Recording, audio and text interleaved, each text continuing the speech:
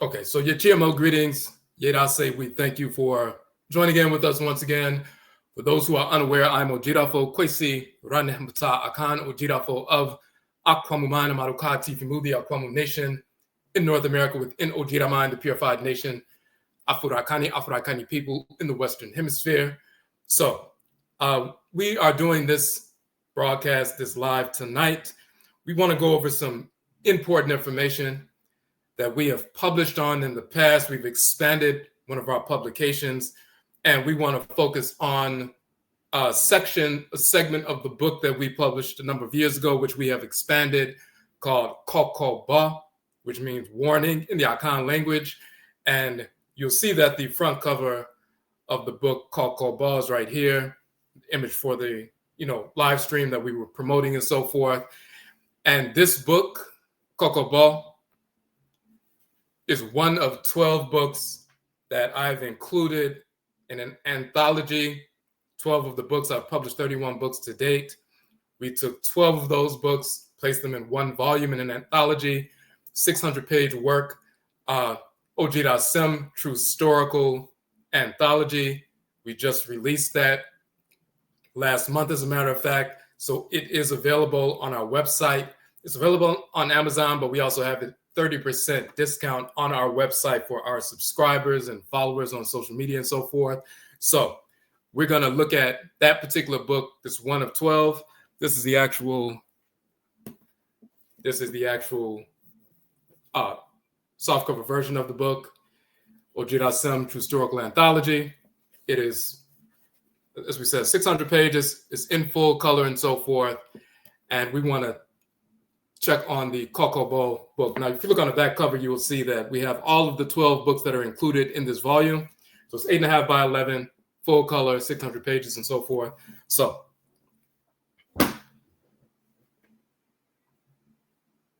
let's pull that particular text up.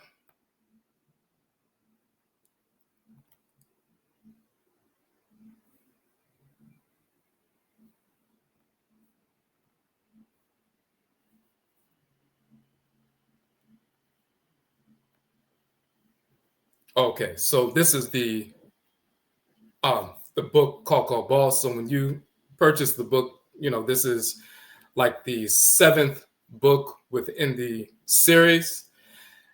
And we want to focus on so when I publish this book, it's a series of 4 different articles. And as you can see, the first one is Define Prohibition Against Dissexuality, Homosexuality in Ancient Kamit. The second one, Ni Ankh Kunum and Kunum Hetep, Identical Twins, not Dissexual, Homosexual, because the whites in Arab Spring were trying to promote this false idea that this is the most ancient depiction of a homosexual couple. Of course, that's totally inaccurate. These are identical twins who had wives and children and so forth. They were officials in ancient Kemet and so forth. So we go into detail to show that. We also have the article. Hold on a second.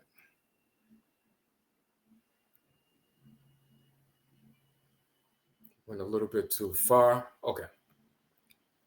Set and Anat, the dating of the contendings of Heru and Set. And then also the instructions of Ptah Hetep, the proper translation of instruction 35, the prepubescent sexual taboo. So we published a series of articles a few years back, and we decided to take all of those 4 of those articles into one volume and publish them in the form of a book. There had been a move amongst white Egyptologists. They're trying to force white Eurasian sexual deviance upon the culture of ancient Kanit and Kemet because they know it's an Afuraitkaitnit African culture. This is our ancestral culture, our ancestral religion. The people of ancient Kanit and Kemet, Nubian Egypt, are our ancestresses and ancestors. When we migrated away from the Hapi or Nile Valley a couple of thousand years ago and moved into West Afuraitkaitnit, West Africa, as well as Central and South, and continued our ancient empire and culture and so forth, we continue to practice our ancestral religion. And then some of us were taken hundreds of years later from West and Central and parts of South Afuraitkaitnit, South Africa, West Africa, Central Africa, and so forth, into North America during the enslavement era. And this is how we ended up in the Western Hemisphere. This is also how the ancient ancestral culture and religious practice migrated from East to West, Central, and South, all the way to the Western Hemisphere. So when we practice the Hoodoo tradition in North America, which is Akan ancestral religion in North America, or the Voodoo tradition in North America, which is Ewe, or the Juju tradition in North America, which is Yoruba, or the Wanga tradition in North America, which is Ovambo, or the Gula and Geechee tradition, which is Gola and Kisi traditions in North America, and so forth, the Ngangan tradition, which is Fang. We have various, the Grigri tradition, which is Mindi, and so forth. We've maintained our ancestral religious practices, and that includes our ancestral religious values, and that includes our moral foundation. So everything we engage in dealing with ancestral religious practice and culture, it is rooted in divine order. Ancestral religious practice is the ritual incorporation of divine law and the ritual restoration of divine balance.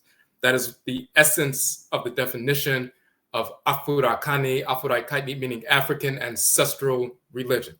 No matter what form it takes, no matter where we exist in the world, fundamentally, it is the ritual incorporation of divine law and the ritual restoration of divine balance.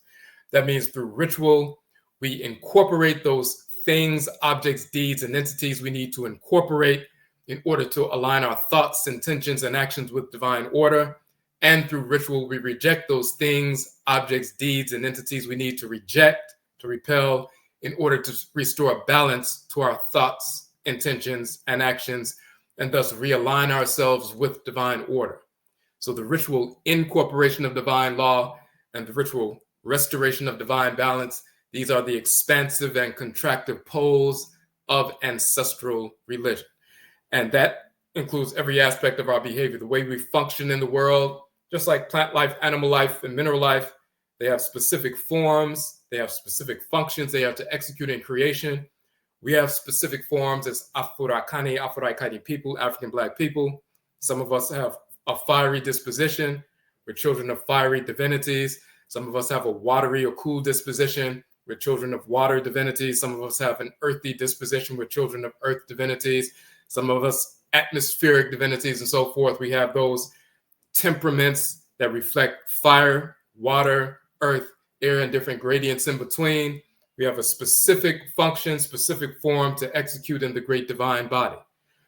Our order in creation within our communities, within our physical bodies, within our spirit bodies, within our clans, and so forth, reflect the divine order of creation. That includes the way we engage sexual activity, which is what we call procreative activity. That is a divine function, of course. Through procreative activity, we bring an ancestral spirit back into the world.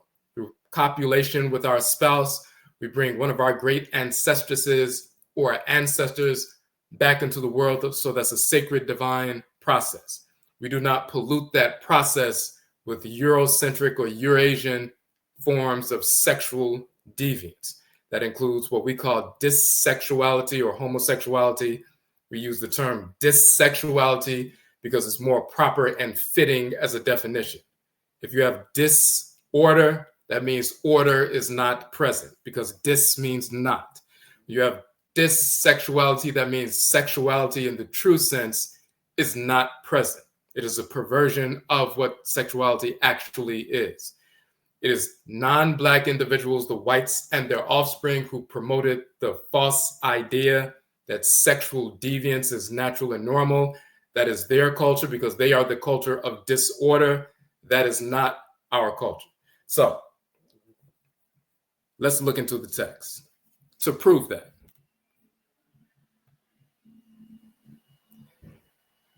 Now, what some of the whites and their offspring have been doing is trying to promote, even politically, trying to force Afurakani, Afuraitkaitnit, or African nations to accept dissexuality, homosexuality, transgenderism, all of that, sexual deviance, which is also spiritual discordance, mental illness, and so forth.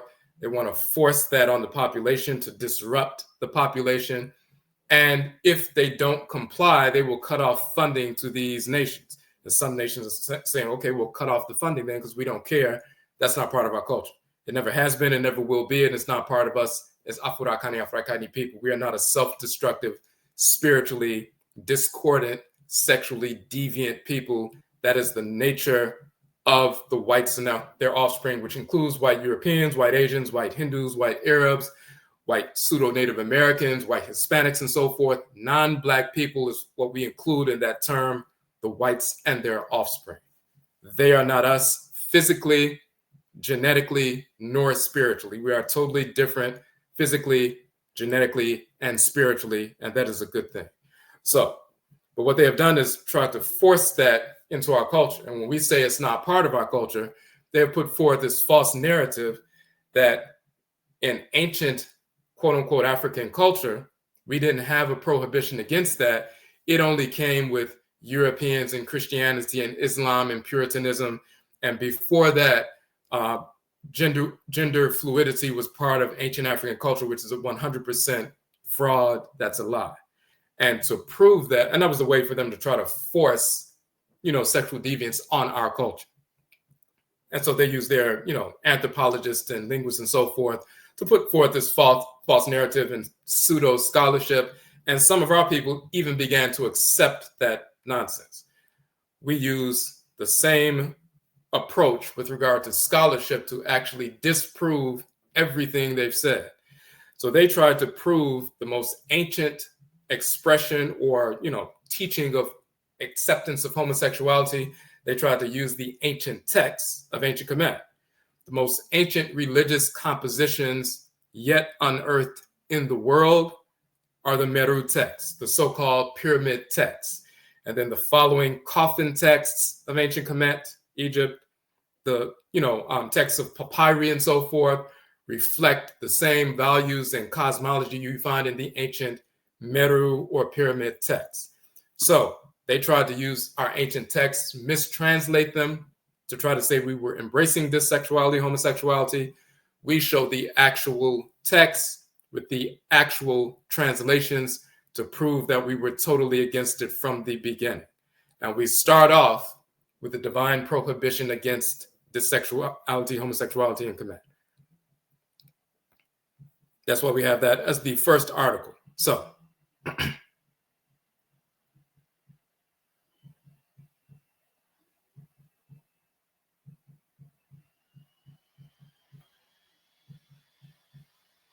now, I'm going to show you this image first of all. So this is a section of what is called the Runu Pert Imheru, chapter 125. And let me blow that up for you. All right. So it's a specific segment of the Runu Pert Imheru, Book of Coming Forth by Day, misnomer, the quote unquote Egyptian Book of the Dead. But it's not the Book of the Dead. The reason why they called it the Book of the Dead, the whites and offspring started calling it that because they found these papyri inside the tombs of people who were buried, of course. They found these rolls of papyri in the form of texts. So they started saying, oh, these are the books of the dead. And they were found in tombs, but we didn't call them that. We called it the Ru Nu Pert Imheru, coming forth by day. Now, they also found these same texts are not only found in, papyri, but also, in coffins and so forth, painted or inscribed in coffins, also in the tombs of ancient Kamit along the walls. And when you visit Kamit, like when you go into the tomb of Seti or go into the tomb of Ramesu the second or third or, sixth and so forth, the more popular ones that are open and so forth, as well as in the papyri that are found in the Egyptian Museum in Cairo and so forth, you will find, for example, on the tomb walls, you will see the various chapters of the Runu Pert Imheru, the Book of Coming Forth by Day and so forth, the Book of Gates or the Shat Duat or Shat Sabao and so forth. They're on the walls in the tombs, they're in the coffins, they're also on papyri, but also the original texts go all the way back to the Meru, the pyramids and so forth. So this is one of them. This is a portion of a text, chapter 125.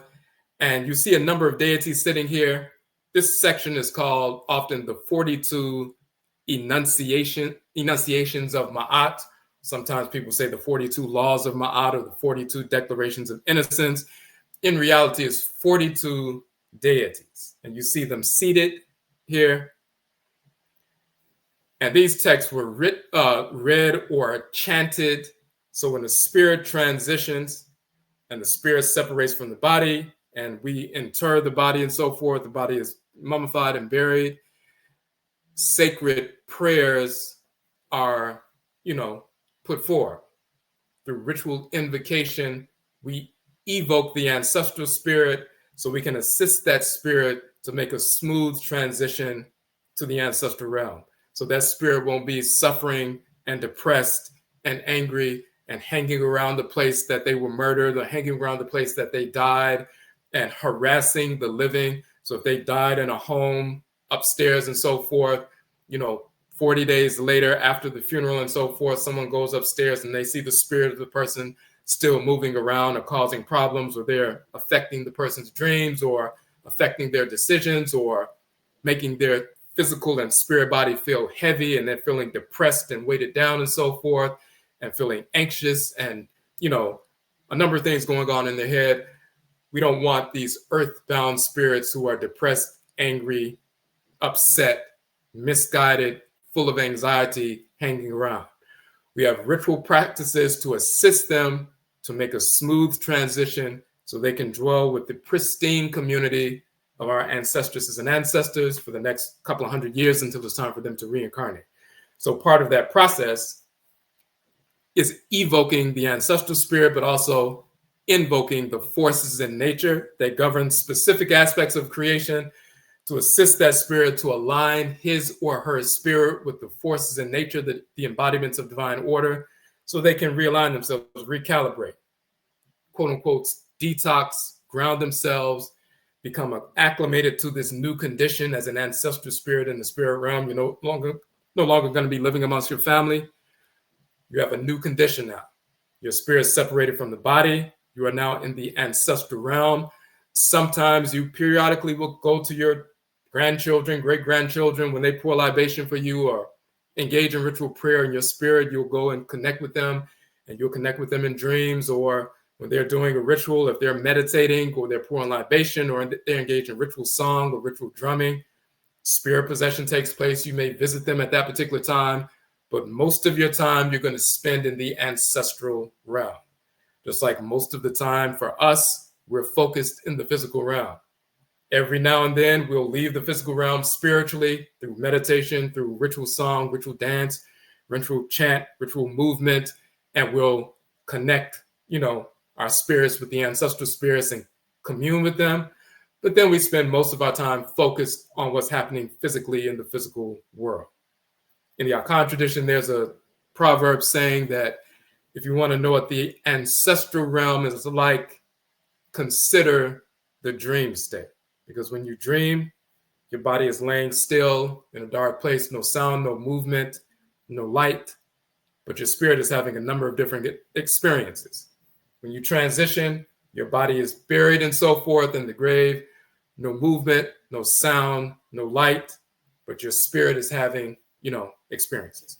So we would take a text like this, read the text, ritual prayer. These are ritual prayers, ritual chants. And when we're engaged in that ritual chant, we're assisting the spirit to make their way into the ancestral realm without falling off and becoming a wayward, aimless, earthbound spirit. Now, and these same rituals exist, across the continent today.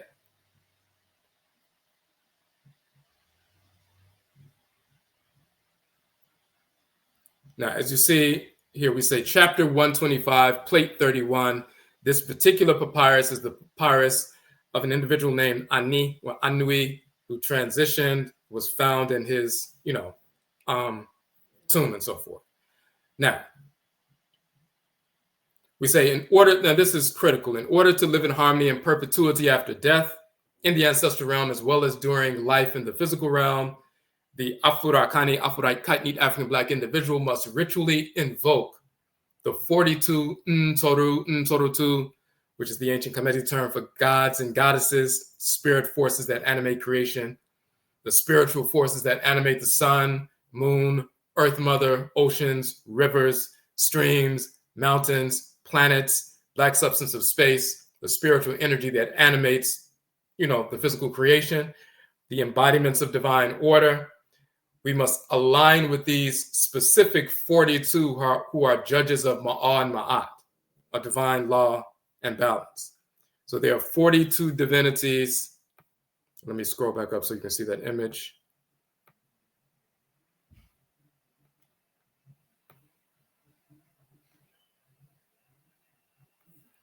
These 42 divinities, they are called assessors of divine law, assessors of Ma'ah, assessors of Ma'at.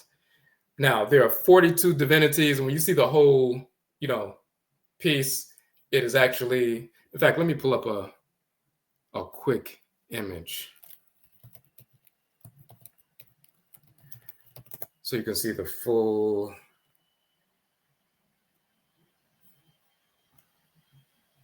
Okay, we actually did a course on this.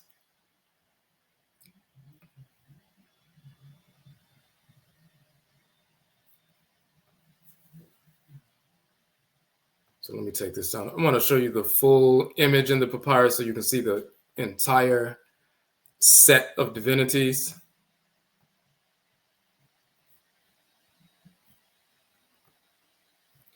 Okay, so we did a class on these 42 divinities a while back. And on the flyer for the course, it's called Himusenu, which is the term for 42. We did a 6-week online course. That's the female divinity, Ma'at, divinity of divine law and balance. This is that same papyrus. This is the full image of all 42 divinities in our book. So this is all 42 of them. So you have 42 deities, and then you have the judge, Asar, sitting at the head of the 42 divinities. So, but let's go back to the text.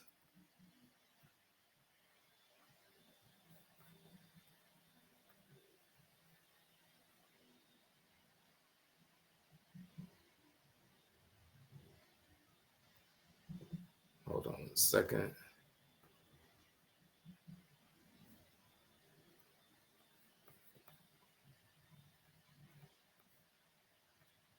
Okay.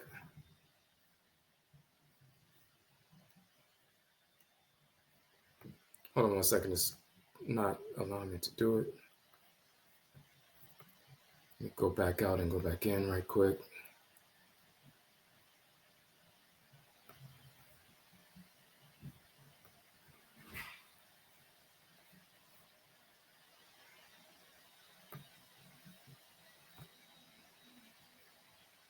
Okay, so you should be able to see this now. All right. So that's just one half of that, the full, length. So 42 divinities that regulate order, plus the 43rd divinity is Asar, the judge in the dual hall of Ma'at.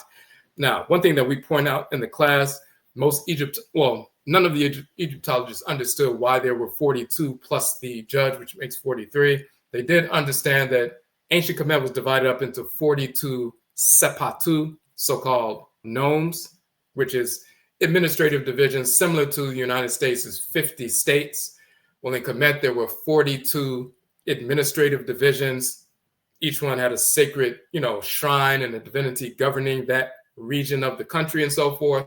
But there were 42 quote unquote states. When ancient Kemet is called a sepat, plural sepatu. And then they had the capital, which, is 43. Just like the United States, you have 50 states. And then the capital is Washington, D.C., which is D.C. is the District of Columbia. It's not a state. It's the capital of the country. Just like you have Illinois, the capital is Springfield. Every state has its capital.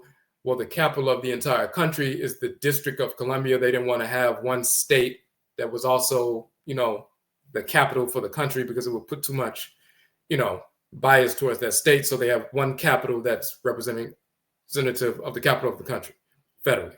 So in H. Kamit, it was the same thing. And it was patterned, United States government was patterned after H. Kamit. So 42 states, the 43rd is the capital. You have 42 divinities that govern each one of those administrative divisions of the state, because the country itself is considered a sacred body. It's part of the Earth Mother and so forth. The country is divided up into 42 sections plus the 43rd. And if you look at your body, you have 43 pairs of nerves.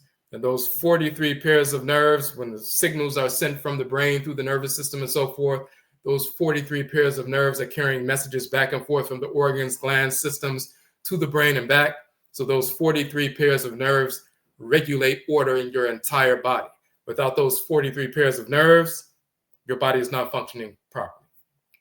The 43 pairs of nerves, the nervous system, so to speak, of the land of Kamit, those 43 regions are governed by certain divinities, and there were shrines in each one of the 43 divisions, 42 states plus the capital, shrines of certain divinities for each state. And when you look at each state, you'll see the chief male and female divinity of each state and so forth, what their sacred colors and rituals are and so forth. So the entire country is a sacred body. There's spiritual energy moving throughout the land of the entire country. Then each region carries the energy of different forces in creation, just like your body. You have a number of different organs. Each one carries a different energetic force and is a shrine for different divinities. So when we go before these 42 divinities, we're going before the 42 forces in creation that regulate order in creation. They're the assessors of Ma'at Ma'at because they regulate the expression of order, which is divine law. So when you go before these 43, it's no different than making sure your 43 pairs of nerves are pure so they can constantly communicate the right messages, signals from the brain to all the organs and systems so your entire body works harmoniously. So there's a ritual invocation to each one of these 42 divinities. You ritually invoke the divinity through ritual prayer. Once you invoke the name of the divinity and bring that spirit forward, that spirit searches out your spirit body to make sure you're in alignment with that aspect of creation. Once you're shown to be in alignment with that aspect of creation, then you invoke the next divinity, bring that spirit forward. They search your spirit body out to make sure you're in alignment with that aspect of creation. And when you invoke all 42 plus the 43rd and so forth, the entire quote unquote set, then you show that you're physically, but in this case, your spirit body is in harmony with creation.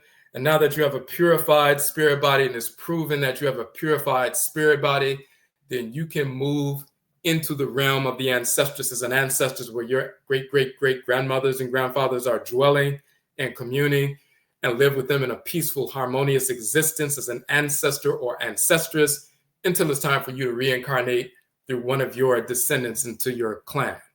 So, and it's no different if you had a family reunion and there are, 40 people in a home and there's a family reunion and so forth.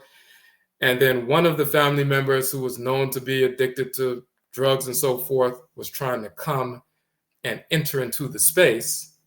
And they're known for stealing and fighting and, destroying things and so forth. They'll get stopped at the door. You're not allowed to come into this space with the rest of us unless you clean yourself up. But if you don't, you're not coming over here. You're just going to be out here aimless and wandering until you clean yourself up. When someone transitions, spirit separates from the body, we can go dwell amongst our ancestresses and ancestors who preceded us in harmony for the next couple hundred years. But if we were wayward or self-destructive or perverse or repulsive, when we try to move towards that communal group, we get repelled. We have to show that our spirit body is in harmony with order to a certain level, a certain requisite level of spiritual purity, so we can dwell without creating disorder in the process. And we go through this ritual invocation to purify that spirit body and prove we're worthy of dwelling with our people.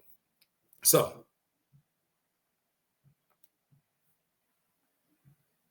now that's all directly relevant to this piece because there's one particular invocation that's important. So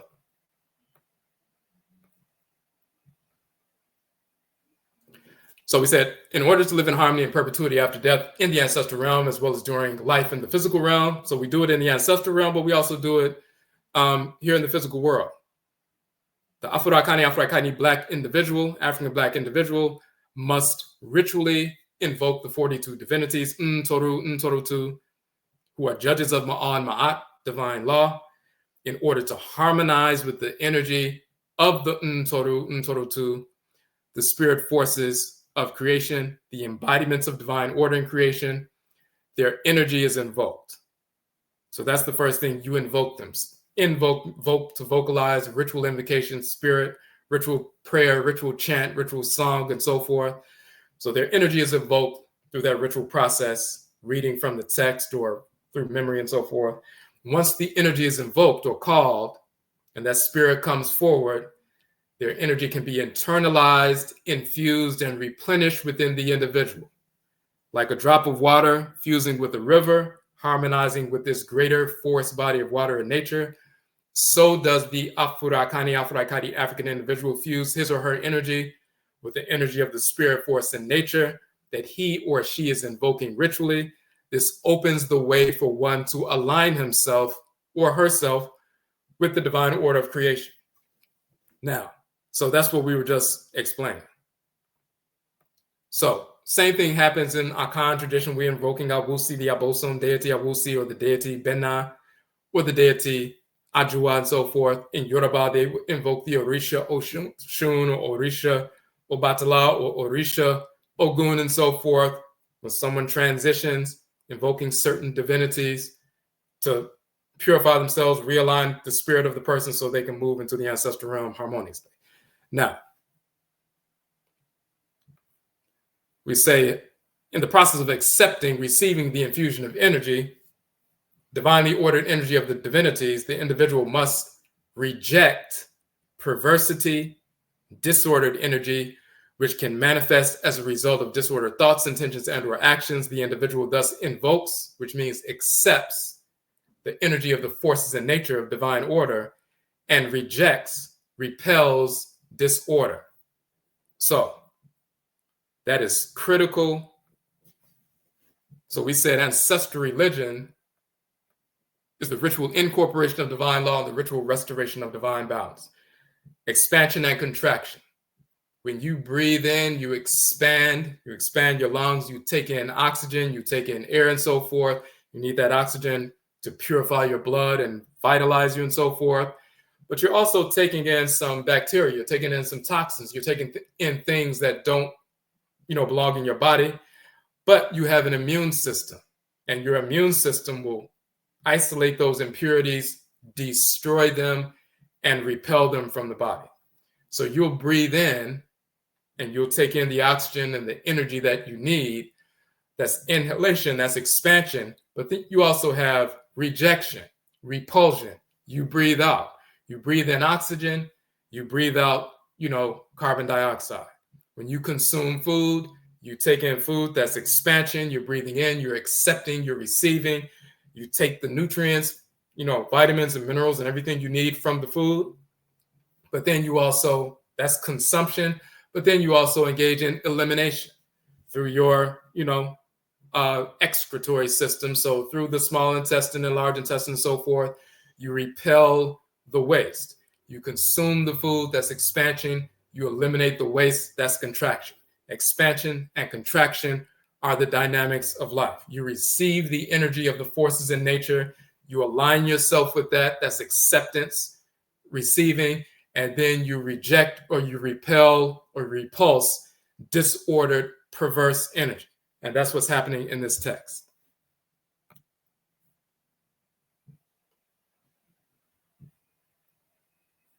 Now, you go before each divinity and you invoke them, and here's how that goes.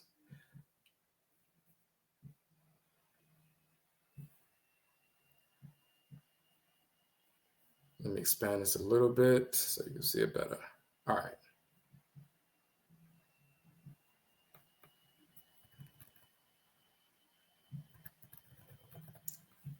So as you're going through and you're invoking each one, and it's no different than, for example, if you went into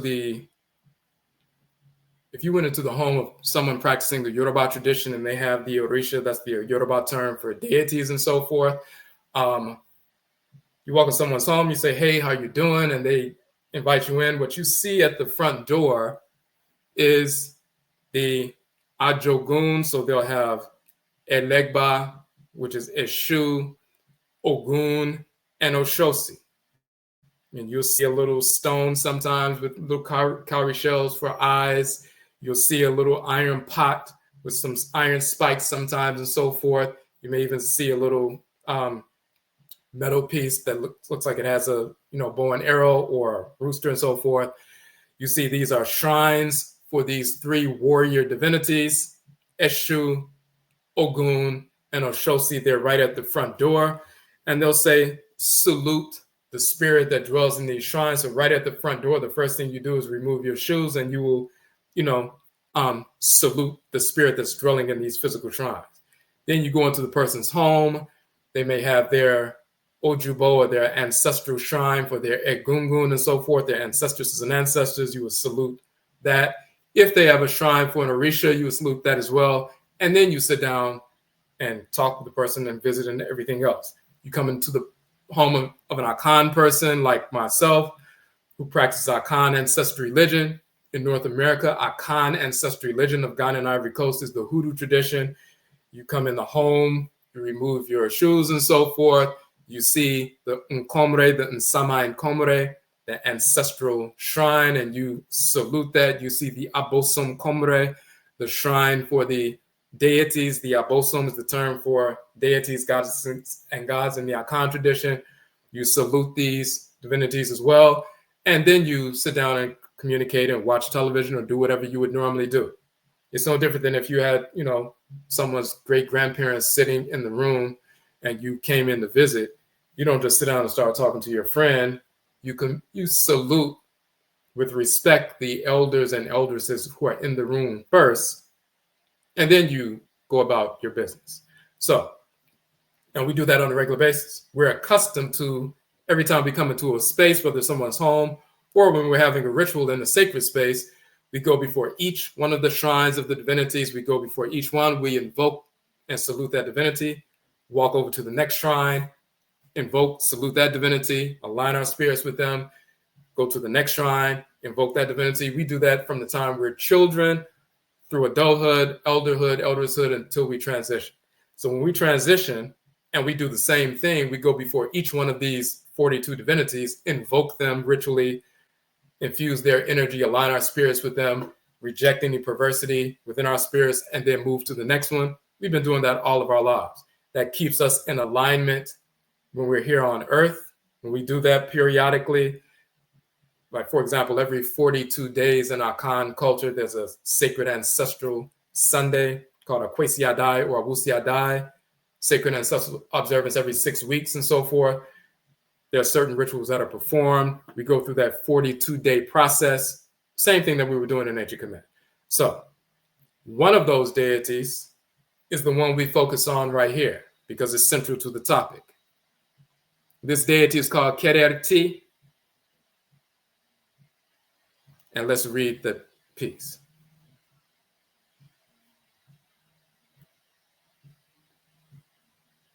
This is part of the text.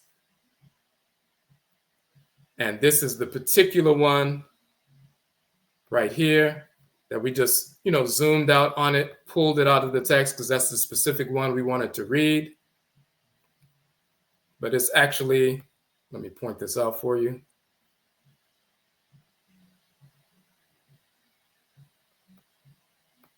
Let me expand it a little bit so you can see it better.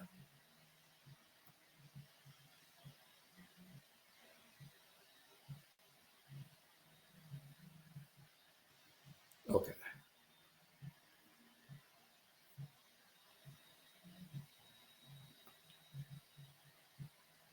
So it's actually this one here in the middle.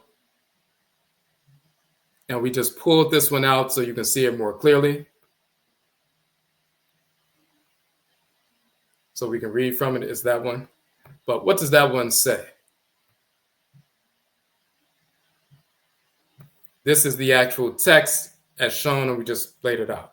It says, A querer ti, per amintet, an nuk nuk. It says hail or A querer ti. So I'm invoking A is like saying hey, hey, or hail querer ti. And you see the person here with his arm out, and that's the term for A. It's like calling somebody saying hey. We're saying querer ti, or hey. The divinity querer ti.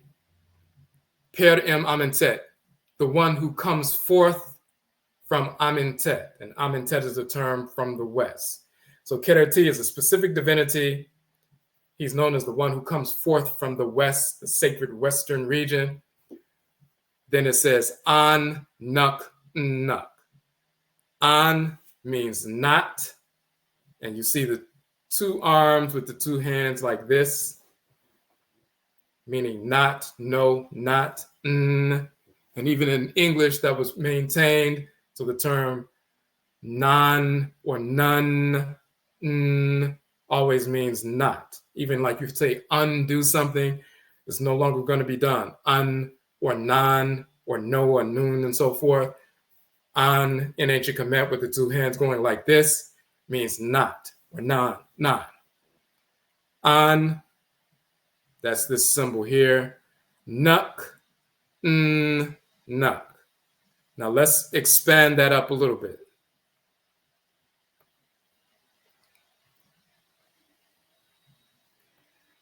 As you can see, ka, the wavy water line, is the in, the symbol for in.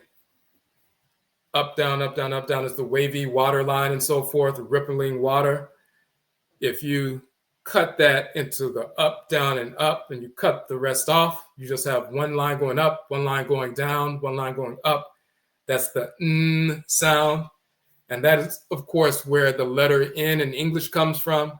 The whites and offspring never created an alphabet. They stole the alphabet from ancient Kamit and Kamit. So this is the full representation for the N sound.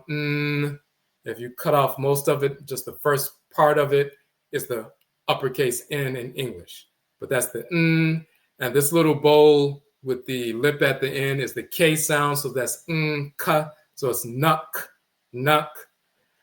And the determinative symbol is an erect phallus. So that means copulation in English. Also, of course, penetration.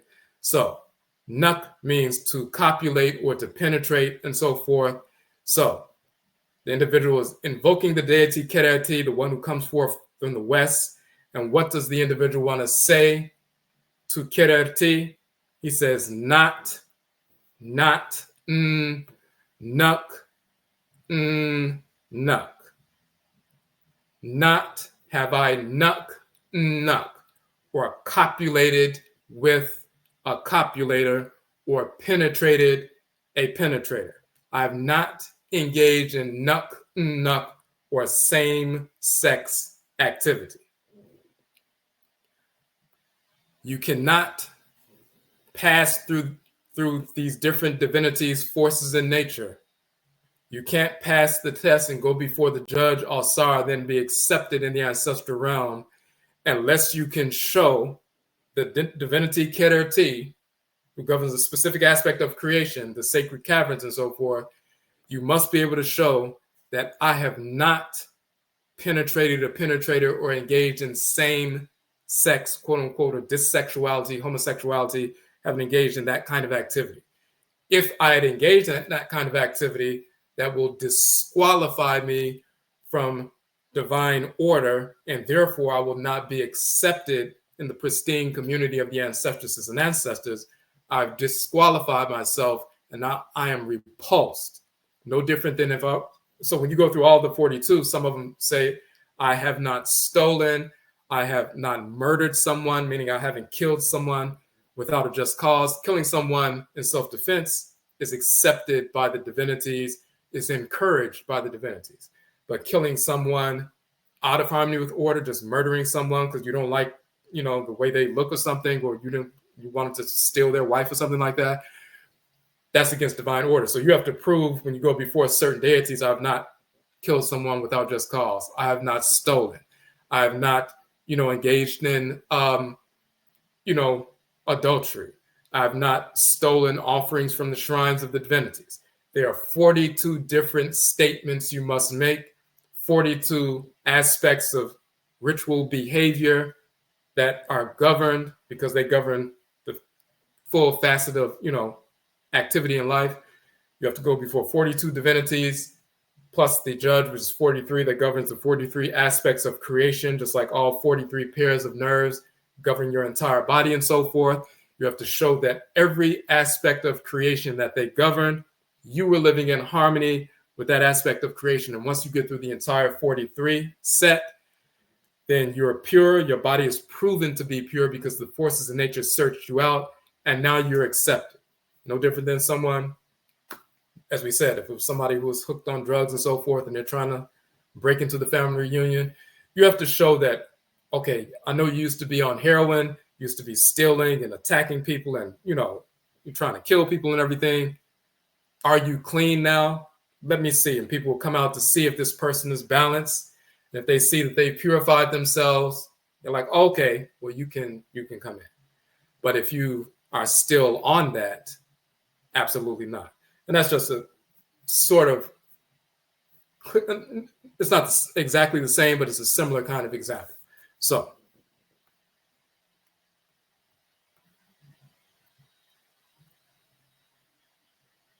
now let's go a little bit further. So this, as we said, is something that we do every single day. We invoke these divinities on a regular basis from the time we're children, through adulthood and so forth. Let me go a little bit further.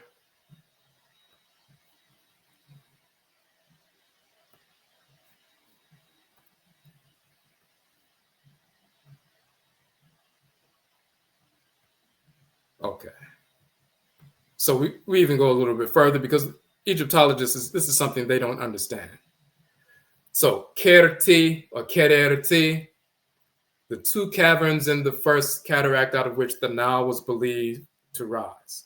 And Amentet, this is the female divinity, Amentet. She governs the West. The term for West in ancient Kamit is Amentet, the West, the land of the setting sun. And that's when the sun sets in the Western mountain range. It goes into the underworld. That's like the gateway to the ancestral realm and so forth. So she's the one at the gateway, that spiritual force. When someone transitions, they say they have gone to the West. Just like when the sun sets and disappears and goes underground, that's akin to someone dying and so forth. The sun has set on their life, and then their body is buried in the underworld and so forth. She's the one, she's the spiritual force in the Western region. That's the spirit that you see when your body, dies and your spirit separates and you come in contact with Amentet first and so forth. And then she guides you to this community of forces in nature. And then you go before each one and you show that your spirit body is pure. Each one, each divinity, male and female and so forth, until each one sanctions and purifies and proves that you're pure, then you're accepted. That means that you can't get into the ancestral realm and live amongst the ancestral spirits and divinities that are honorable if you've stolen, if you were committing adultery, if you were murdering people for no reason, if you were stealing offerings, if you, all these different things. But that also includes you can't engage in dissexuality, homosexuality, because that is an expression of sexual deviance. It's absolutely out of harmony with divine order. That's always been the case. We've always understood that it is the whites and their offspring who put forth the insane notion that two males can engage in sexual activity or two females, and there's no problem. That is sexual deviance is no different than bestiality, which is perverse and sexually, out of harmony with order. Now, Kererti is also, it means the caverns, the two caverns, when they talk about the sun sets in the west and so forth. But they also talk, and then the sun goes into the underworld, the caverns and so forth. But they also talk about how the Happy River, so-called Nile, would rise out of the caverns and so forth. So, Kererti, it means caverns, but he's the spiritual force that governs the caverns, the gateways, the openings. Kerert, hole, cavern, grotto, circle. In the duat, which is the term for ancestral realm, hole in the vessel and so forth, cavern, hole, cave, den. The duat is the ancestral realm. Kerti or Kereti, the god of the Kereti, the caverns, one of the 42 assessors of Asar.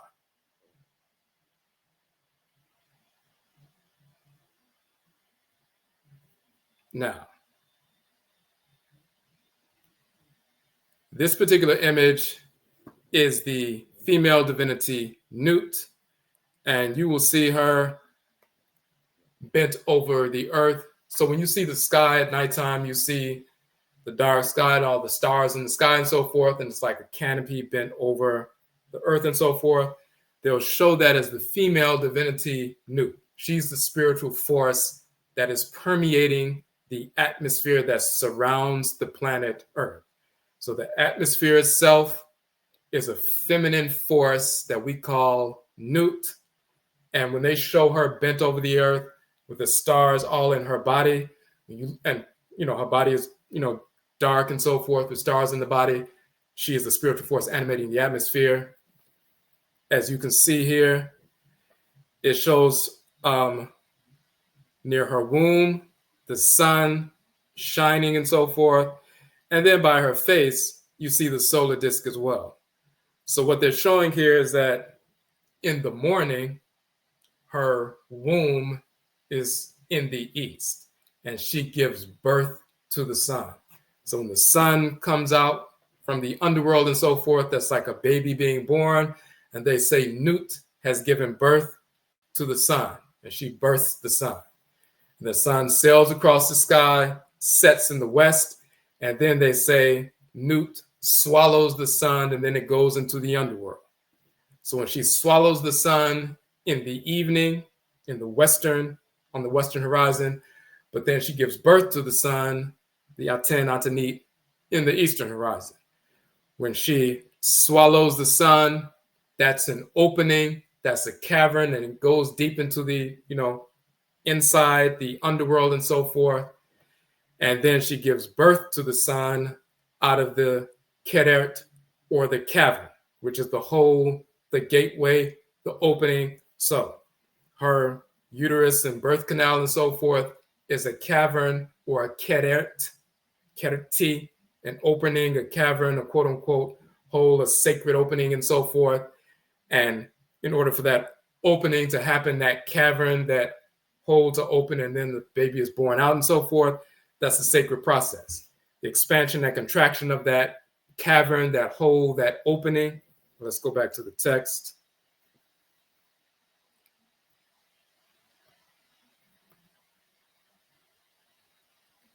That keret, that hole, cavern, grotto, circle in the duat, hole in the vessel, and so forth. And also the two caverns that the Nile came forth from and so forth. Those sacred openings from which, the baby is born, but the caverns in general are governed by the deity Kererti, and Kerert literally means cavern. So the only way you can violate the divinity called Kererti is when you operate out of harmony with the aspect of creation that he governs. He governs the caverns, the openings, the orifices, the sacred openings from which procreative energy and power manifests. The caverns of the body, that includes the vagina of the female, the urethra of the male and so forth, also the anus of the male and female, also the ears, are caverns. They are gateways to the inner ear and your vestibular system where you balance yourself. Your mouth is an orifice. Your two nostrils are orifices, they are openings. So you have these different openings that get into the internal aspect of your body. On Earth, there are different openings that are governed by Keret. The different openings or holes or caverns are Keret, and he's the one that governs what goes in and out of the caverns. If you violate what goes in and out of the caverns, you're violating the divinity that governs the caverns, which is Keret. You violate the Keret, the cavern, you're violating Kereti, the deity that governs the caverns. If you go on the wrong orifice or the wrong cavern or the wrong opening or the wrong hole, you're engaged in disordered behavior. This is cosmologically and proof, even linguistically and cosmologically, why we can prove that we've never accepted dissexuality, homosexuality. Of course, a male trying to penetrate another male is insane. You're destroying the, anus of the male and so forth. That's insane behavior. That's mental illness, pure stupidity. And the same thing when two women are trying to force themselves on one another. That's mental illness. That's insanity. So, but we have a cosmological foundation. Even the name of the divinity that governs specifically that sacred ritual invocation, even the name of the divinity proves why he governs that part of creation. That's something that no Egyptologist understands because they don't practice ancestral religion. We worship the same deities in Akan culture and Yoruba and Vodun that we worship in ancient Kamit and Kanit in Egypt and Nubia. Same divinities with the same names, with the same functions in creation. So we know exactly who they are. When the whites and offspring go to Kamit and look at temples and tombs and shrines and so forth and papyri and take pictures, that's just artwork to them. When we go before these images and reliefs, these are shrines of the spirit forces in nature that still possess our people through spirit possession, who communicate with us when we pour libation and engage in divination and cast shells and do readings for people and so forth. We're still in communication with them, including the deity Kereti. So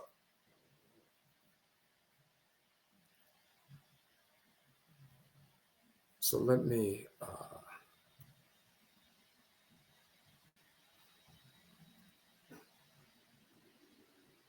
so all of that information, we'll go into detail about that. Now,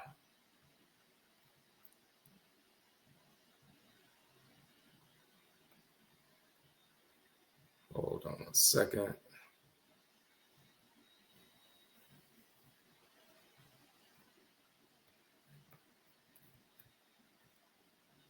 So as we said, that particular book is 1 out of 12. So let me just show you real quick. So that's the one I wanted to go over tonight. I don't want to keep you long, just like an hour or so, but to show you and prove that thousands of years ago, our people already had a divine prohibition against dissexuality. Every single person who transitioned, that ritual invocation, the Brunu Pert Imheru, we had to go through that process. Every single person, male or female, who transitions goes through the process of invoking these 42 divinities, the same ones they invoked when they were on Earth throughout the course of their lives, from childhood to adulthood. Had to do the same thing one more time after transition. If you couldn't pass the test for each one, then you're proven to be having been living out of harmony with divine order, which means if you engaged in dissexuality, homosexuality, that self-destructive practice, that proves that you are out of harmony with divine order. This is a divine prohibition. Not nuck, not have I engaged in same sex or penetrator to penetrator, copulator with a copulator, and so forth. Now,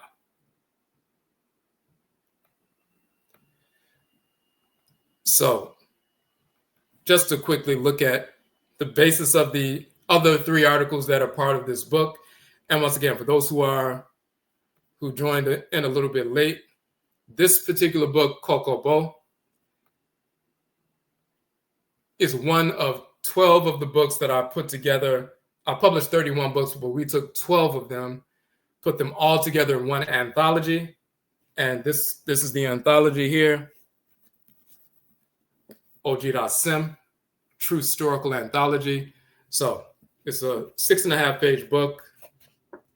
As you can see, it's in full color. In fact, let me show you what we were just looking at.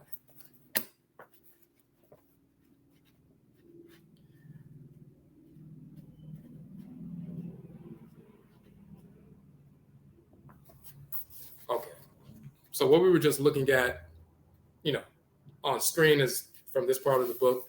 But I put 12 of my books all in one volume. It's a 600-page volume, 8.5 by 11 full color. We just released it a few weeks ago. It is on Amazon, but we can give you a 30% discount when you order it directly from our website. And let me show you. So that's just one. The Cocoa Bowl book is one of 12 books. Cocoa Bowl has 4 articles. I want to let you see quickly the 3 other articles in the book. So that was the first portion of that one. The White Snarl Spring also tried to put forth the foolish idea that Ni Ankh Khnum and Khnum Hetep, they tried to say that this is evidence of, they said this is the earliest historical evidence of homosexuality in the world. And they said the people in ancient Kamit were embracing of that. And this is why we wrote this very short article to prove, of course, that's idiotic. We've never engaged in that.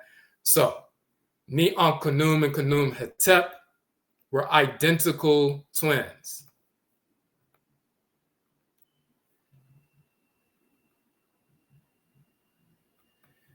When you look at the word for twins in Kamit,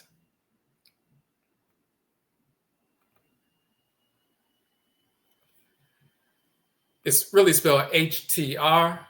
You'll see in the Coptic dialect, here it says Hotre or Hoter, and another Coptic dialectical variant, Hatar, another Coptic dialectical variant, Hatre, and Atra, Atre, and so forth.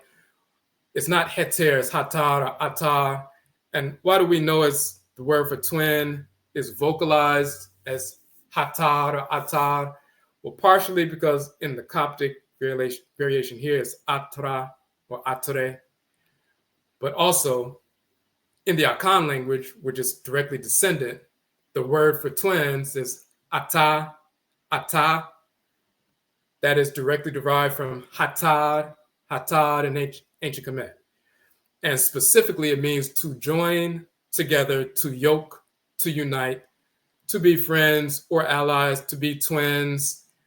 It can also be used for to marry, but to be twins. Ata in Akan means twins. Hatad in ancient Kemet means twins. What are twins? The ones who are joined or united. We talk about how they were joined in life and joined in death.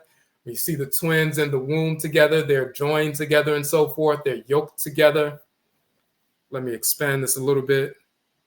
So specifically, not just the word twins, because twin is just from twi, which means two. But hatad doesn't just mean two. It means the ones who are joined together or united together. So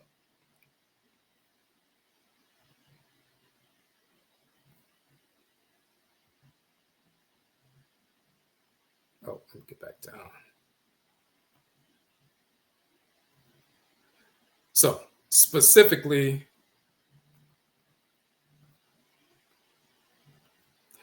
when you see the twisted flask right here that looks like a twisted rope, that's the H sound, so that's ha. The little loaf of bread right here that looks like an upside down bowl, that's the T sound. And then the symbol of the open mouth, that's the R sound, so that's H-T-R. Hatar, hatar. You see, they don't have the vowels in this particular spelling, but we know the vocalization, the vowels, because we still use the term in Akan is atar, atar. In the late period dialect of the Kameti language, Coptic, they will put the vowels in here. This is an A right here, so it's hat tare, and ah tare, also atar, and so forth. So we know the vocalization. But the determinative symbol are the two people holding hands. They were holding hands or uniting together, hugged up together in the womb for 9 months. And then when they came out, they were still holding each other. And they would see twins as two halves of a whole. They are Ntafo in Akan, they're Ibeji in Yoruba and so forth. But you see them united or yoked together.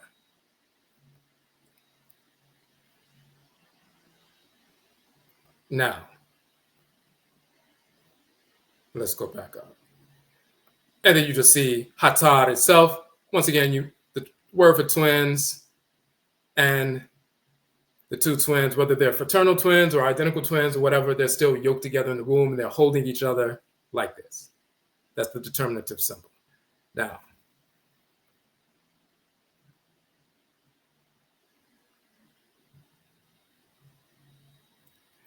the names of these two twins are Ni-Ankh Khnum and Khnum Hetep.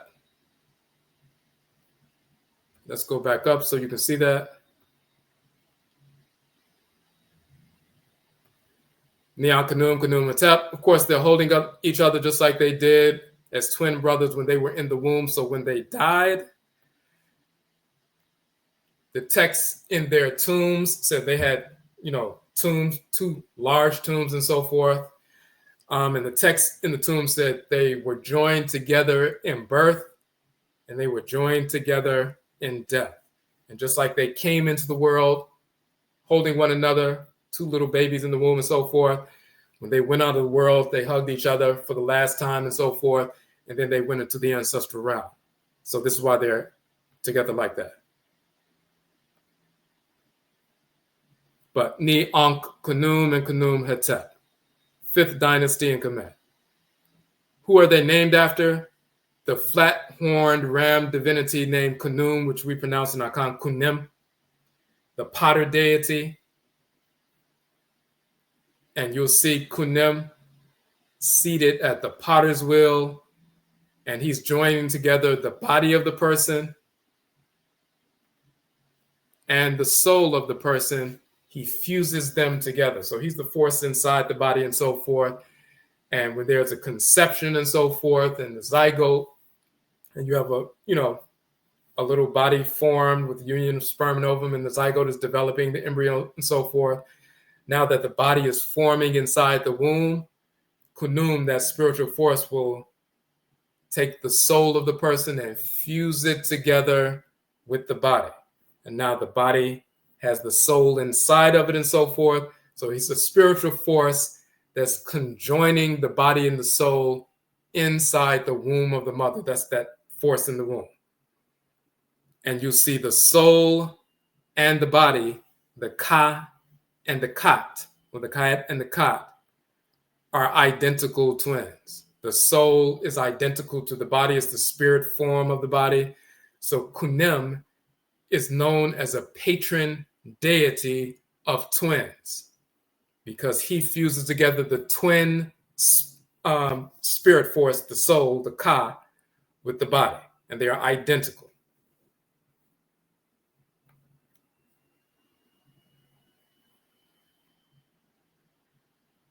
The word Khunim itself, with the little pot and so forth, means to unite, to join together. Remember the term for twins, to join together, to yoke, to unite. Who's the deity who unites and yokes the twin soul and body? Khunim, and the word Khunim itself just means to unite, to conjoin, to join together.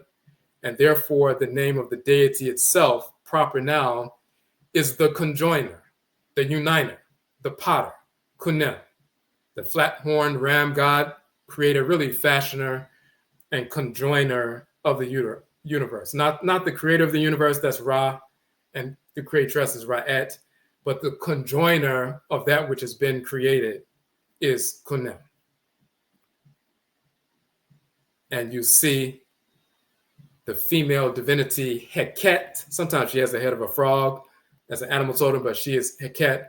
Once they are joined together, he is her husband, she's his wife.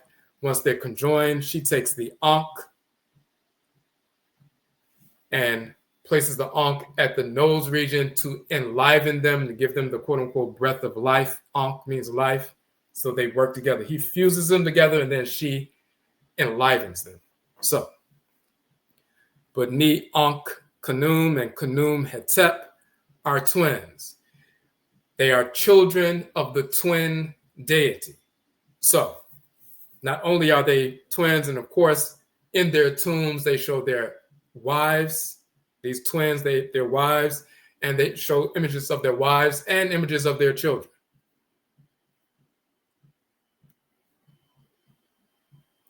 Here's another image of them, both of them.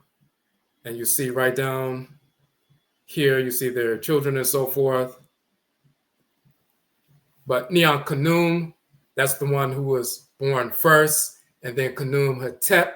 Hetep means bringing to an end and so forth. He was the one that came out of the womb second. Kanum, Ni-Ankh Kanum, and Kanum Hetep. So their names revolve around the deity that governs twins that join and unite. There's an entire cosmology that revolves around that. Twins are sacred spirits and so forth. In Yoruba, they're called Ibeji, and the Ibeji Orisha and so forth governs twins. And Akan is Abam Kofi and Amame and so forth. The Abosom, the deity that governs twins. In Vodun is Hoho, the divinity that governs twins in the Vodun tradition. Every group on the continent and wherever our people exist in the world know about the divinities that govern twins, what that sacred energy is, those polar opposites, but they are complementary balancing forces within creation. We know about that. So all of that is tied into the name of these two twins, the deity that governs them, why they're joined together and all of that. Now, the whites and their offspring will push all that to the side and say, oh, this represents two homosexuals. That's insane. They have no understanding of the cosmology. They've never engaged in ritual like we do around springtime, around the spring equinox, to invoke the deity that governs twins and so forth, to bring that energy into the community. They've never participated in an Abam festival in our Akan tradition, the twin divinity, or an Ibeji festival in Yoruba, the twin divinity, or a Hoho festival in Vodun, Vodou, Eve divinity, and so forth. They don't know anything about that. They've never invoked the divinity. We call him Okukunwemfo. Okukunwem in Akan, that's Kunem in ancient Kamit. Okukunwem in Akan, they've never invoked that deity to communicate with him. They've never been possessed by him. They don't know anything about that. We do. We have direct lived experience with these deities. So to ignore all of that cosmology and to try to posit that this image represents dissexuality, homosexuality, once again, is simply the insanity and spiritual perversion of the whites and their offspring.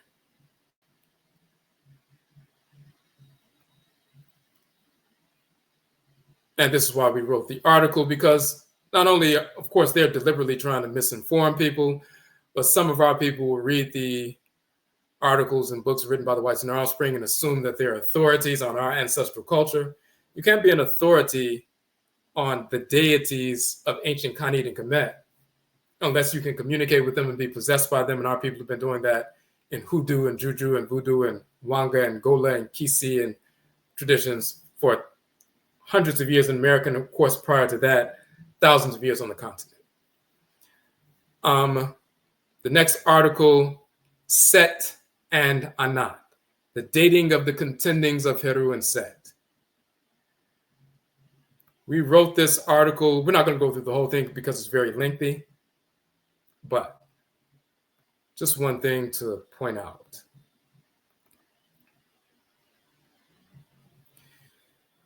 There's a text in the Chester Beatty Papyrus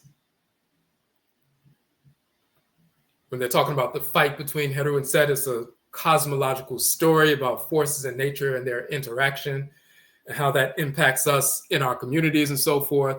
So there's one particular text when the whites and their offspring invaded northern Kamit and were living amongst northern Kamit and so forth. At some point, and they talk about the Hekushasu or the Hyksos who invaded northern Kamit and took over for a little while, and the foreigners were ruling Kamit. And then when the 17th dynasty came in Kamit, there was a revolution led by Amesu and so forth and Nefertari, and then they led a revolt against the foreigners and forced them out and took back over the country and so forth. So there's a whole true story dealing with that. But some people, some of the foreigners were still living in northern Kamit, Kanani or so-called Canaanite foreigners, and they were living in northern Kamit. And they started incorporating some of their rituals and even images of their divinities because they were living in Kamit. So you would see some of their spirits show up in the iconography of Kamit. So therefore, you would see, for example,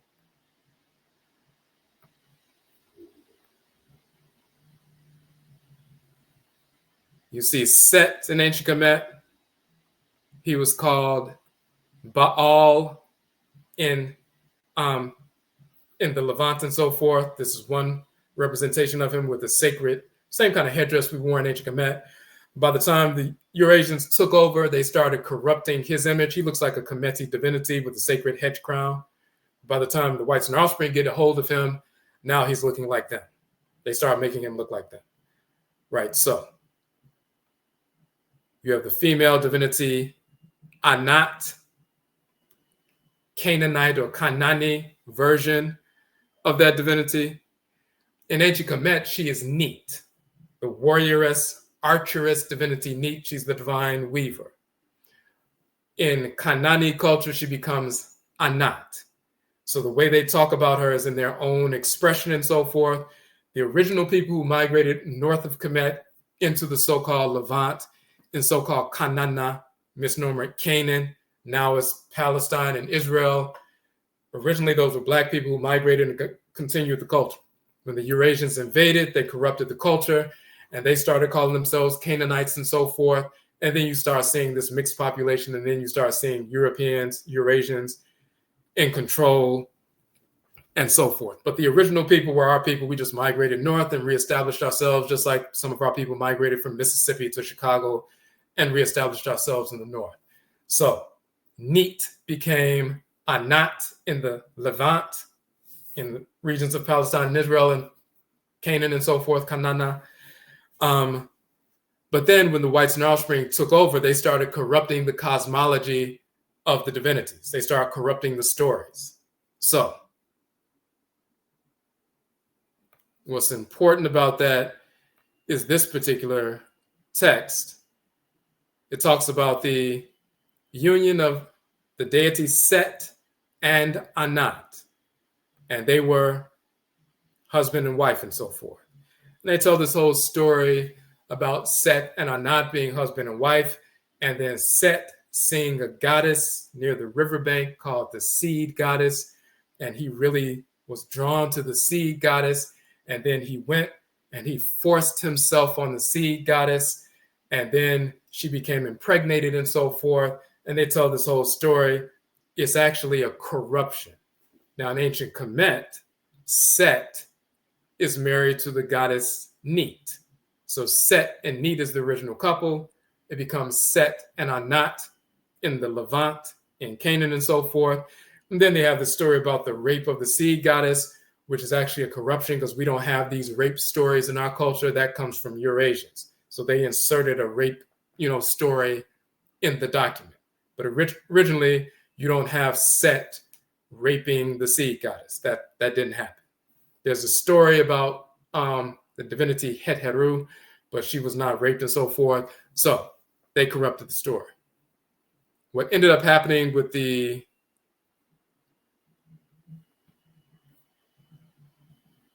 Chester Beatty Papyrus, and this story is talking about how to get poison out of somebody in a ritual capacity. So we won't go through the whole thing. We talk about the seed goddess. We show, how it also showed up in the Hurrian culture and so forth. And they talk about El Kunirsha and so forth and Asher Tum, and they reprise that story. But it's a Hittite myth, and they're talking about the rape of a divinity and so forth. That's when the Eurasians start corrupting the story. But let me just show this right here. Let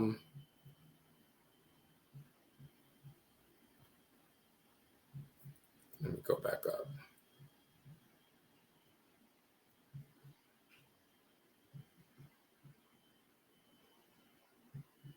In the original, in the Chester Beatty Papyrus, by that time, the Canaanites or Kanani and so forth were already in northern Kemet. They had already started corrupting the cosmology.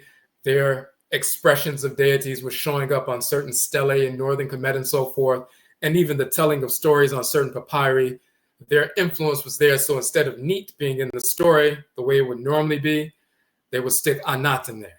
Instead of, Set in certain stories, they would say Baal and so forth. So their influence was already there.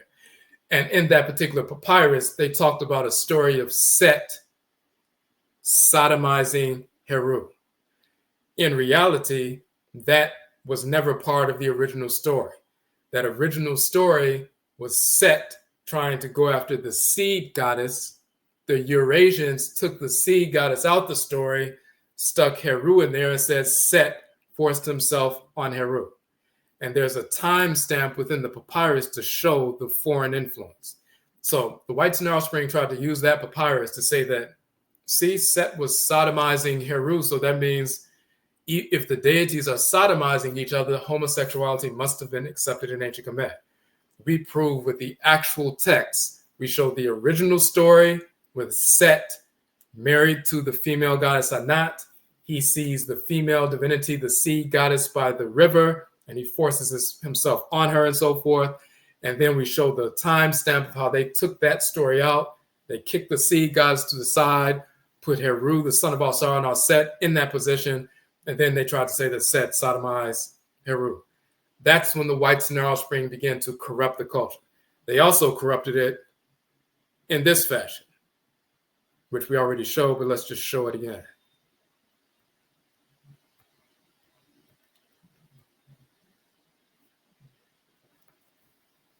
So we have a whole section on Set, Anat, and the foreigners.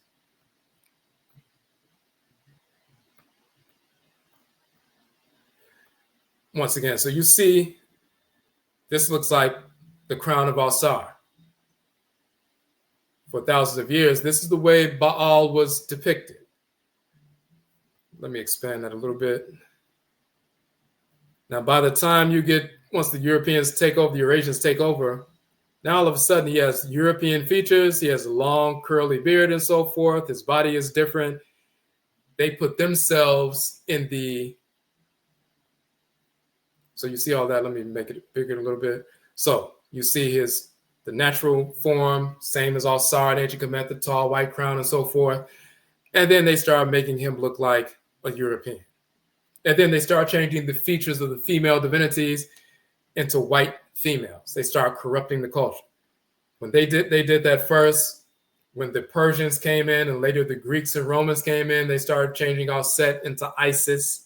They started changing Alsar into Osiris. They started making them white and so forth, started corrupting the whole piece. So this is what they did. They corrupted the imagery, but also the cosmology itself.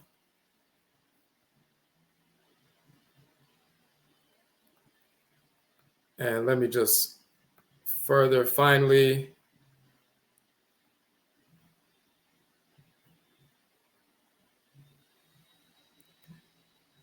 So we go into great detail to show that. This, by the way, is the goddess Neat and so forth that we were talking about. There's a particular instruction of Ptah Hetep. It is a prepubescent sexual taboo. So it's talking about the taboo in our culture, meaning taboo is echiwadie. It means a divine prohibition. That means it is hated by the divinity.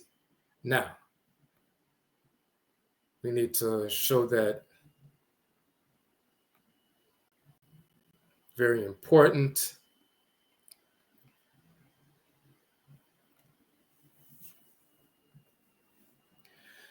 So it says Mesneter, but it's really Mesutn Toro. And it says this divinity, this deity, loves hearing or listening. Not hearing is hated by the divinity. Or Mesutn Toro, not obeying divine law or listening to or adhering to divine law is hated by the divinity. Mesut Toro is the hate, Mesut, of the Toro, the divinity. That is divine hate. So the prepubescent sexual taboo, that is something that is echiwadie, that is hated by the deity. something that will get you either killed by the deity or killed by the people who are operating under the direction of the divinity. Go execute this individual for engaging in pedophilia, prepubescent sexual taboo. That means someone who is underage, that is against divine order, you get killed for that. That is something that is hated by the divinity. Divine hate has always been part of our culture. Dissexuality, homosexuality is also mesuten toro, is something that is hated by divinity. So that's what that article is dealing with. We translate that entire text to prove that in detail linguistically and then cosmologically as well. So that's a long piece, very detailed information.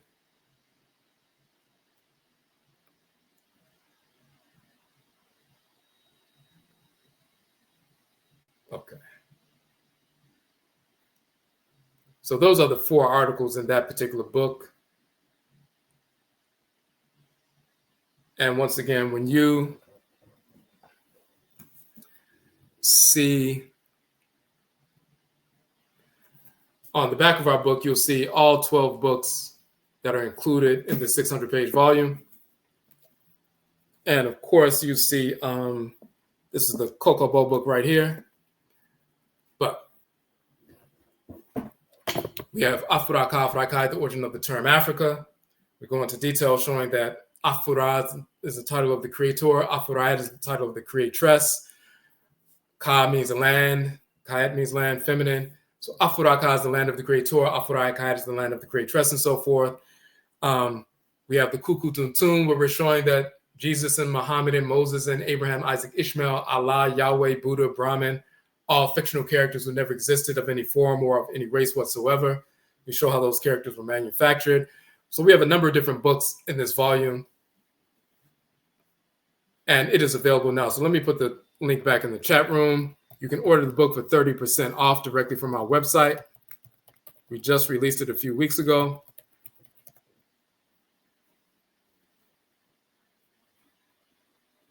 So any questions? That's what I wanted to share tonight. I just wanted to go over that divine prohibition, but because of course, this is something that is, in the mainstream white culture, they're trying to normalize sexual deviance.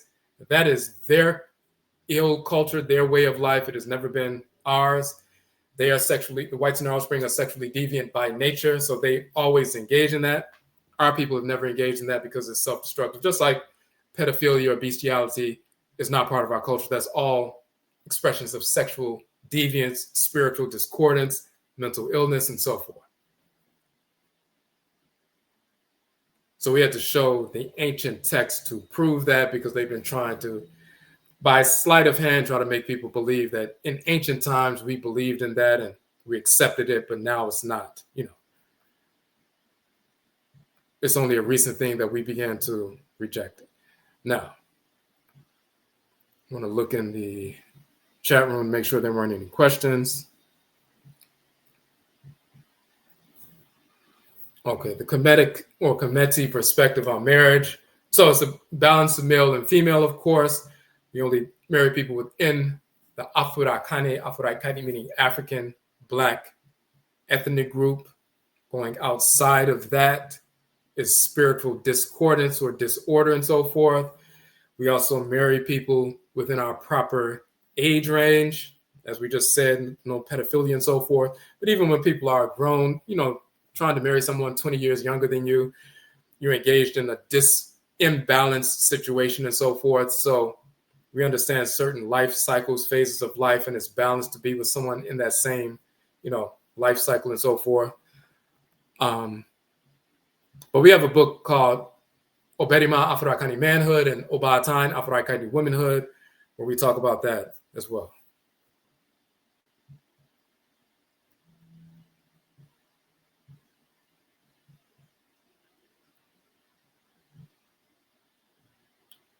Right. Of course. And, the whites and offspring are always, I'm looking at the comments, anything that is disordered, they will promote as natural. Just like when they're promoting the insanity of transgenderism, they created a process where they're going to take someone in surgery and cut their organs off and give them hormones to try to make them appear to be female. They can never be that. There's no such thing as a transgender woman or a transgender man, of course.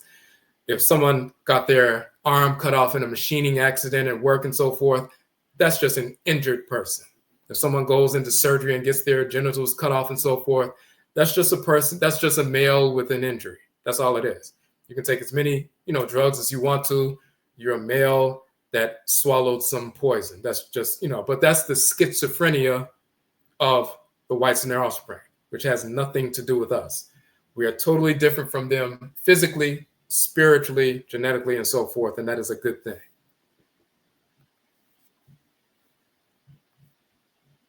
All right.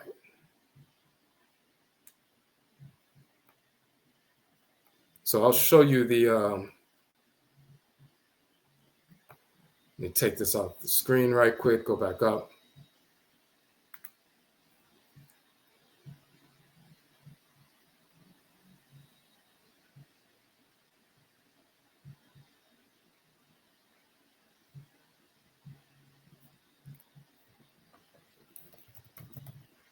Hold on a second.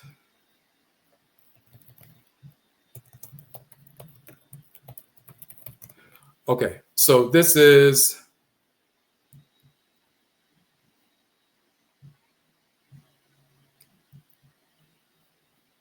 okay, so this is the page on the website. And you'll see that we did a short video talking about what's in the book and so forth. So you see it there. And this 30% discount for our subscribers is, once you purchase here. And one thing, when you click here, and let me switch over to this page. Make sure you can see it. All right. So 30% is $55 plus shipping. On Amazon. On Amazon, the book is $75, not only because it's in color, but also because Amazon takes 60% from booksellers. So if you have a book and you were selling your book for $10 and you posted it on Amazon and so forth, Amazon is going to take $6 from the sale and they're going to give you $4. And that's what booksellers do. Distributors, that's what they do. Bookstores typically take 40%. So if you put your book in a bookstore, they take 40%, but a distributor takes 60%. So that's why books on Amazon are a little bit more expensive, because they hit you for the cost of printing the book and then they take that 60%. So this is why often you'll see people who write books, they'll have it on Amazon so people can see it and it can, be seen by a number of different people. But if you purchase it directly from their website, they can give you a cheaper price. So it's $75 on Amazon, but you can get it for $55 plus shipping on our site. And what happens with that, we also have a payment plan option. So let me show you that.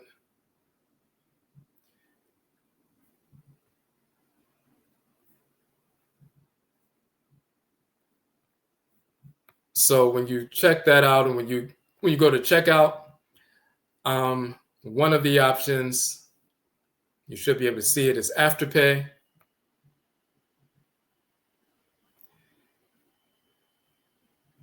Which means if you choose Afterpay at checkout, you can break the payment up into 4 interest-free payments of $15.75 each. So that means you go on the site now, you purchase the book, and you only have to pay $15.75 now. And then over the next, few weeks, you make, 3 more $15 installment payments to Afterpay. And that's how that works. So some people opt to do it that way, or some people just pay the, entire thing. But again, it's 30% off when you're ordering directly from our website. And any questions on the chat room before we go, you can post them. There's one other thing. We're starting our next online course tomorrow night. So let me show you that.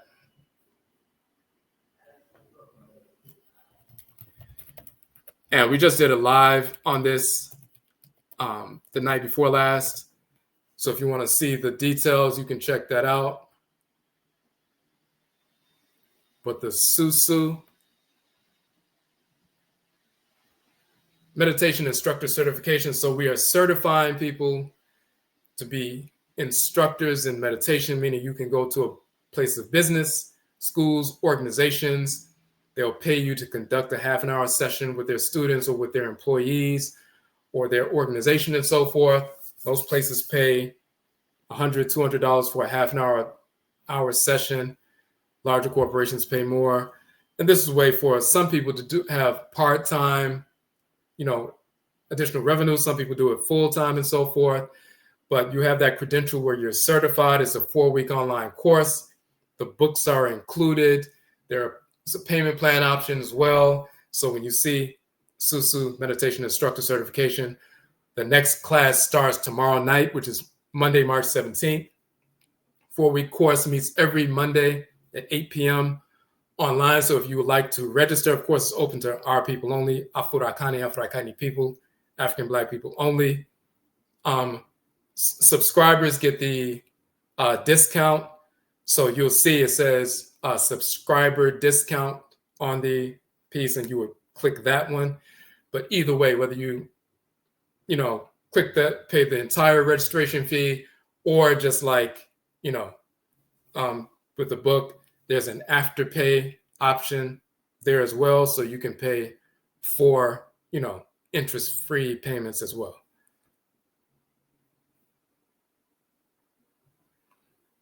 Okay, so the question in the chat room, Europeans want to promote perverse sexuality in schools.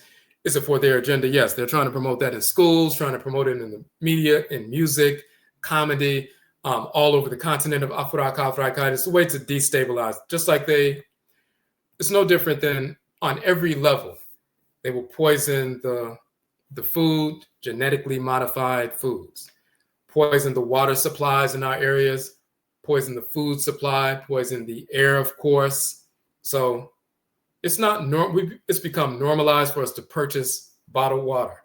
Of course, those of us growing up, back in the day, there was no such thing as purchasing water. It's normal to go to the faucet and get some water. But since they deliberately poison the water supply, now people are like, well, you have to get, bottled water because the water coming from these taps, it's a great deal of pollution in there. So they created a problem, and now you have to purchase water, which is insane.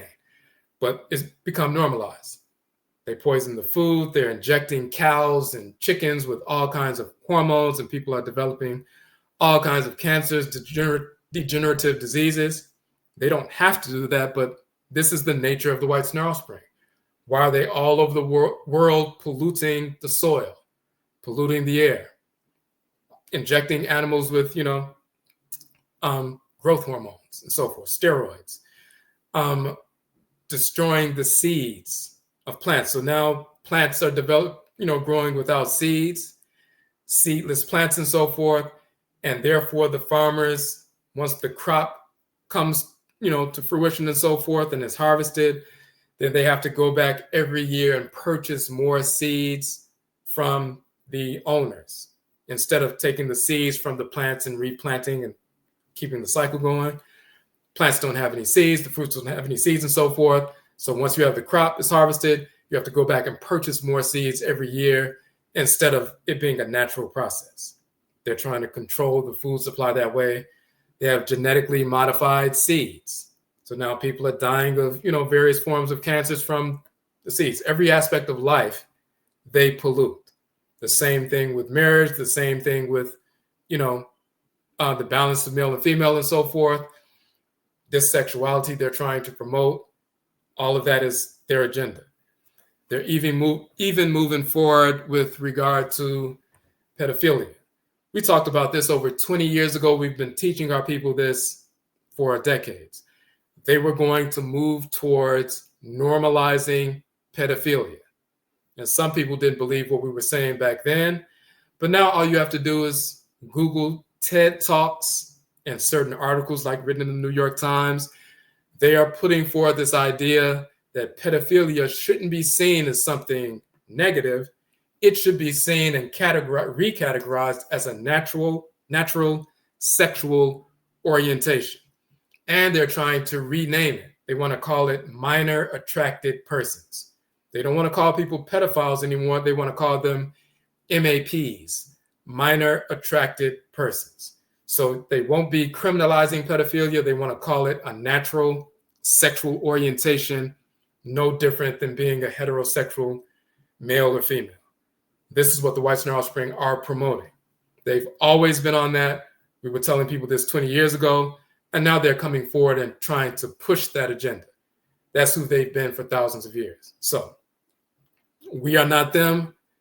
They are not us. So we need to make a clear distinction about that. Sexual deviance is out of harmony with divine order. It's divinely hated. It's perverse. It's insane. And we've always understood that. So, okay.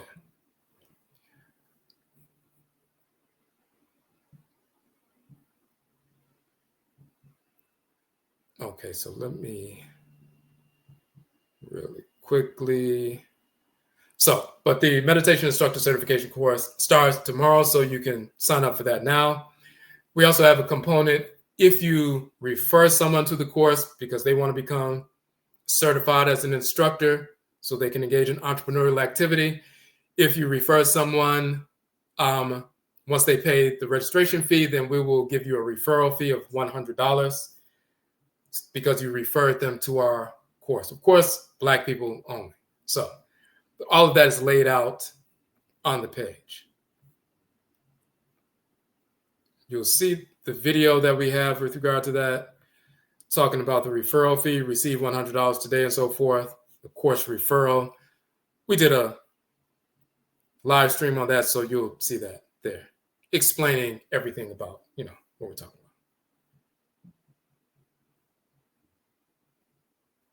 about. Okay, so once again, Yedase, we thank you all for tuning in, and please support the work, purchase the book. This is a groundbreaking book. The information in there is information that other people haven't had. We published these books in the past, but then we expanded upon them, so there are new versions of these 12 books in the volume, so check the book out. Once you order, it takes a couple of weeks for them to print and ship it out. But once again, 600 pages, 8.5 by 11, full color, and the information is critical. So, Yedase, we thank you all for tuning in, and Yebeshiabio, we will meet again.